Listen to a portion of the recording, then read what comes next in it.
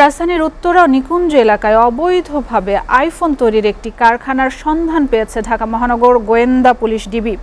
কর ফাঁকি দিয়ে বিদেশ থেকে আনা মোবাইল ফোনের যন্ত্রাংশ ব্যবহার করে সেখানেই আইফোন সংযোজন করে স্থানীয় বাজারে সরবরাহ করা হতো বলে জানিয়েছে পুলিশ।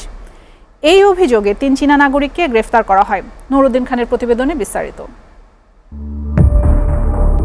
গেল বুধবার রাজধানীর উত্তরা এলাকায় অভিযান চালায় ঢাকা মহানগর গোয়েন্দা পুলিশ ডিবি।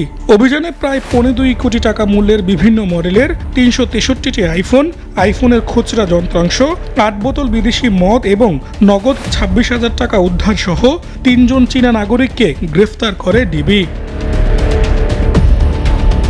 বৃহস্পতিবার ডিএমপির মিডিয়া সেন্টারে সংবাদ সম্মেলনে ডিবি পুলিশ জানায়, গ্রেফতার হওয়া এই চক্রটি ১.৫ বছর ধরে বিভিন্ন সময় অবৈধভাবে এসব পণ্য আমদানি ও বিক্রির সঙ্গে জড়িত ছিল।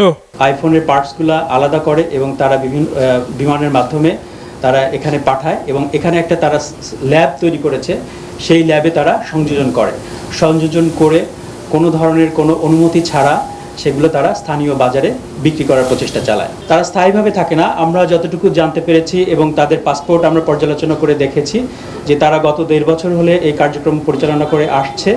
পুলিশ জানায়, গ্রেফতারকৃতরা বৈধ উপায়ে চীন থেকে বাংলাদেশে এলেও পরবর্তীতে তারা এসব অবৈধ ব্যবসা কার্যক্রমে জড়িয়ে পড়ে। তারা এই ১.৫ বছরের মধ্যেও বিভিন্ন সময়ে তারা চায়না গিয়েছে এবং বাংলাদেশে এসেছে। ৩ জনই বৈধভাবে এসেছে, ভিসা নিয়ে এসেছে, কিন্তু তারা অবৈধভাবে এই কার্যক্রমগুলো চালিয়ে আসছে। চক্রটির সঙ্গে জড়িত অন্যদের শনাক্তে অভিযান অব্যাহত আছে বলেও জানান মহিউদ্দিন মাহমুদ সোহেল।